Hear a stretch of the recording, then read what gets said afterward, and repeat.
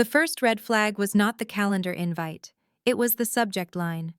Value optimization ceremony. Mandatory. 6:13 p.m., Thursday. Nobody schedules anything at 6:13 unless they want you disoriented, hungry, and too polite to ask why the number looks cursed. I stared at it while my inbox filled with cheerful reminders from Larkwell Dynamics, a manufacturer that sold steel fasteners and dreamed of becoming a tech company through slogans. My name is Mara Lin. For 11 years, I kept our finance systems from collapsing under executive optimism. I built bridges between an elderly ledger database and the glossy dashboard leadership showed the board. I also kept the mess invisible. Vendor duplicates, misfiled expenses, payroll quirks, and mistakes that become crimes when a regulator shows up. The conference room was called the Blue Sky Lab. It had glass walls and air conditioning tuned to spite. Trent Caldwell was already seated. Trent was our new Chief Efficiency Officer, a title that means he can cut people while quoting a leadership book. On the table sat a binder with my name printed in an expensive font. Beside Trent was Nora Pike from Human Resources, kind eyes, tight smile, hands folded like she was praying for a fire drill. Trent clasped his hands. Mara, thank you for being flexible.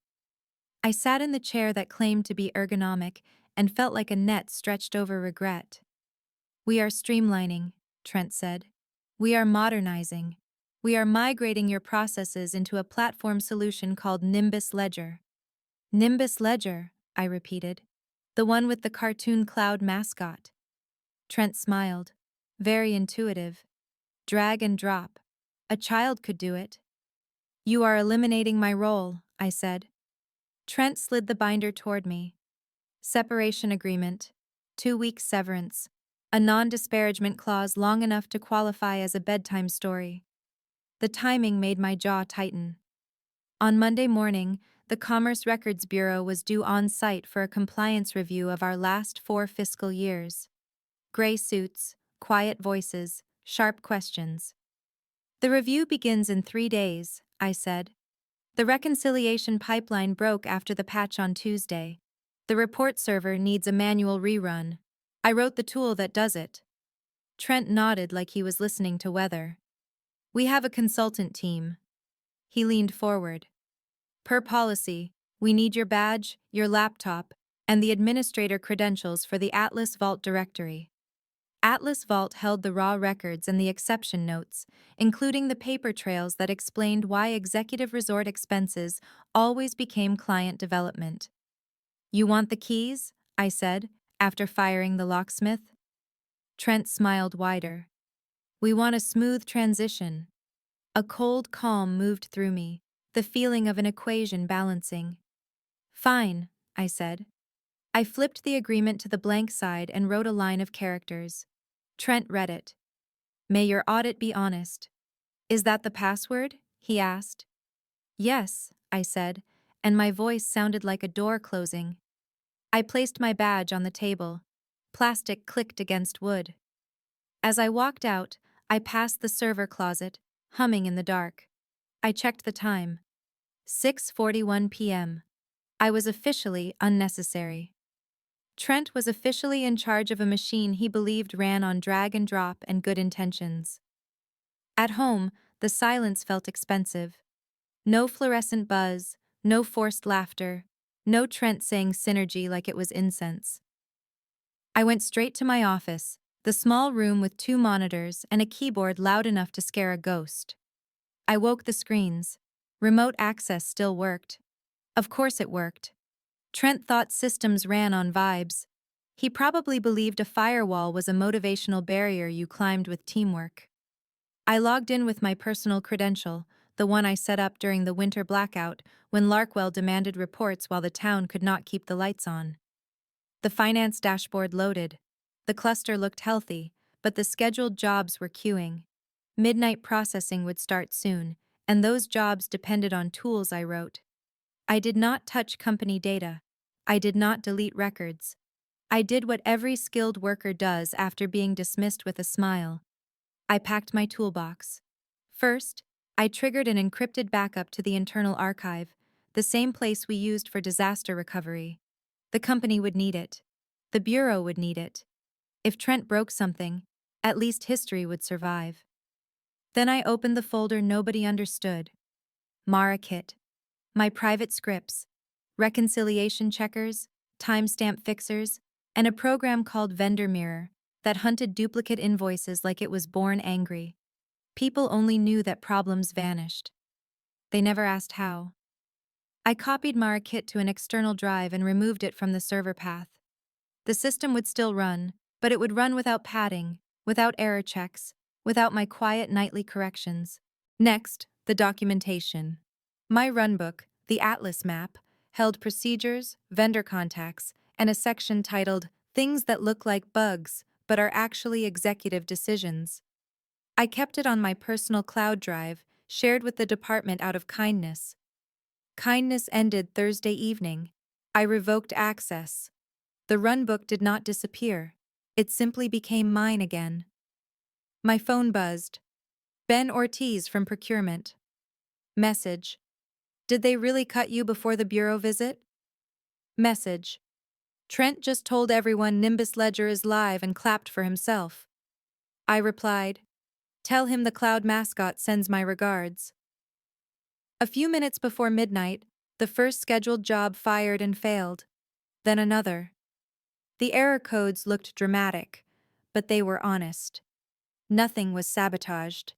The system was simply no longer being carried. I checked Atlas Vault security. After the ransomware scare, I built a protective lock. 3 wrong administrator attempts triggered encryption and a compliance log.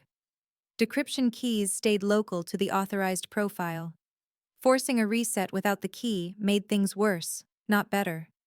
Trent had called it restrictive. I called it insurance.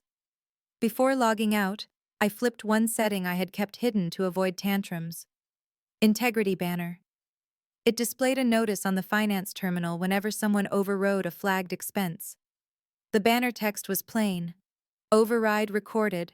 Responsible user tagged. I logged out. The fans slowed. Outside, the streetlights hummed. Somewhere, Trent was sleeping like a man who believed he had replaced gravity with software. I raised my mug of tea to the dark. May your audit be honest, I whispered, because honesty was about to become my favorite weapon. Monday arrived like a judge in comfortable shoes. I woke at 7 out of habit, then remembered I no longer owed anyone a commute or a smile. I made coffee and sat by the window. At 8:45 a.m., Ben texted. Message. They are here. Commerce Records Bureau. 3 people. Matching gray suits. 0 humor. Message. Trent is doing the confident walk.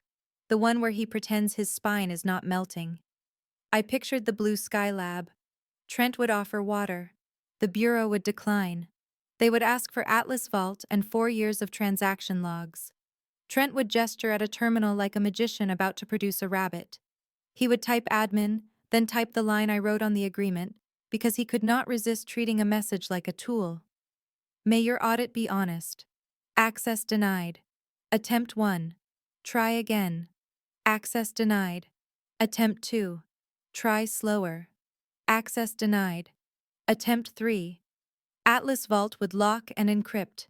A security feature, not a prank. A seatbelt tightening because someone slammed the brakes. Ben buzzed again. Message. Screen says account locked. Contact authorized administrator. Message. Trent just asked, who is the authorized administrator? I laughed into my coffee. It tasted like roasted beans and vindication. At 10:20, Ben sent another update. Message. Trent called consultants from Brightspan Advisory. They look like blazers on sticks. Message. A banner popped up on every screen. He sent a photo. The integrity banner, bright and unavoidable. Override recorded. Responsible user tagged. Under it, a list scrolled. Category mismatch. Override by Trent Caldwell. Duplicate vendor. Override by Trent Caldwell. Travel pattern. Override by Trent Caldwell. I whistled. A bureau agent does not need drama, they only need a pattern. At noon, my phone rang from an unknown number. Curiosity won. Mara, Trent said. His voice sounded scraped thin. Atlas Vault is locked. The consultants say it is encrypted. We need you to come in and unlock it. That sounds secure, I said. This is not the time for jokes, he snapped, then softened fast. We can pay you as an outside consultant. Generous rate. Just 1 hour. A week ago you said a child could do my job, I replied. Has the child called back?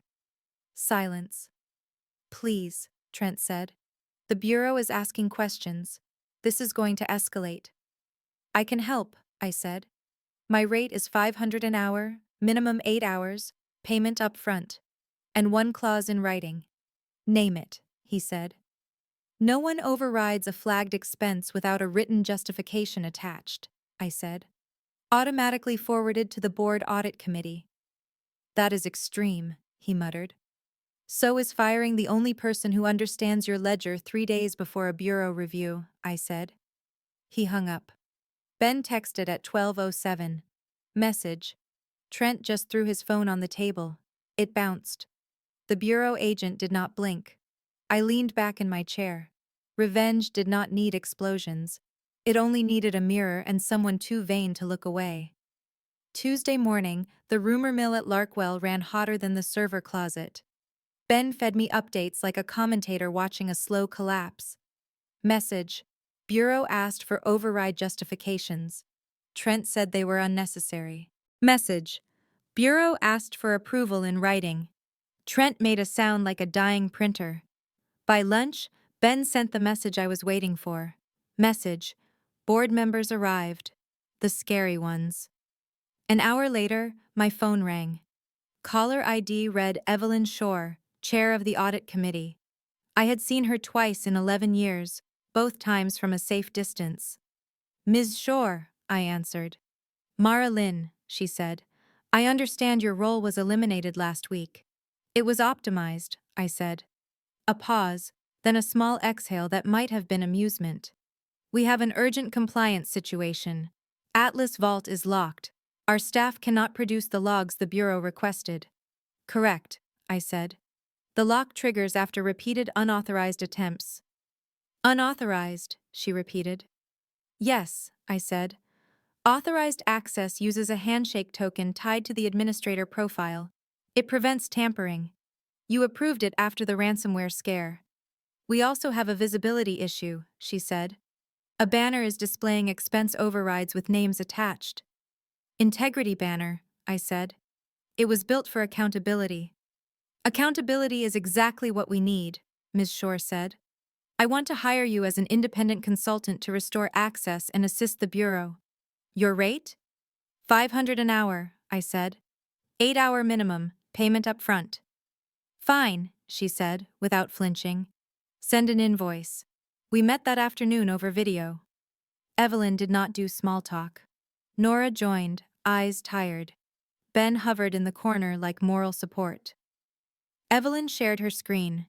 The Bureau had filtered the integrity banner list and highlighted patterns. One question repeated. Why were resort expenses coded as equipment maintenance? Another was worse. Who is Aurora Ridge Consulting? Aurora Ridge was not a vendor I recognized. That meant it was either brand new or deliberately slippery. I opened my local copy of Vendor Mirror and ran it on an export Evelyn provided through Secure Transfer. Within seconds, it flagged Aurora Ridge Consulting as a duplicate entity with routing numbers matching a private account. Ben muttered, "Oh no." Nora closed her eyes. Evelyn did not blink. "Thank you, Mara," she said. "That is very helpful." I set my terms. I would unlock Atlas Vault under an agreement stating I was restoring access, not altering records. I would provide runbook sections relevant to compliance. In return, I wanted a neutral reference letter signed by the board and removal of the non-disparagement clause from my separation paperwork. Evelyn nodded. Agreed. When the contract arrived, it also contained a third item, added by Evelyn in a neat paragraph. Trent Caldwell is suspended effective immediately. He will have no access to financial systems. Revenge is often imagined as a shout. Sometimes it is a sentence in a contract. That evening, I entered a temporary session key, performed the handshake, and decrypted Atlas Vault. The Bureau got their logs, the board got their truth, and Trent, somewhere in a slate suit, got his first real efficiency lesson. Actions have costs, and the ledger always reconciles. The Bureau visit lasted the rest of the week. I did not step inside Larkwell again. I worked remotely under contract, restored access, answered questions, and watched the organization learn that control is not the same as competence. The truth arrived in layers. Aurora Ridge Consulting was not a partner. It was a mailbox, a bank account, and a trail of approvals stamped by Trent Caldwell. Every time my old checks had flagged a mismatch, Trent had overridden it, confident that software and silence could launder anything. On Friday afternoon, Evelyn Shore called me with the kind of calm that precedes a storm. "The Bureau is recommending penalties," she said.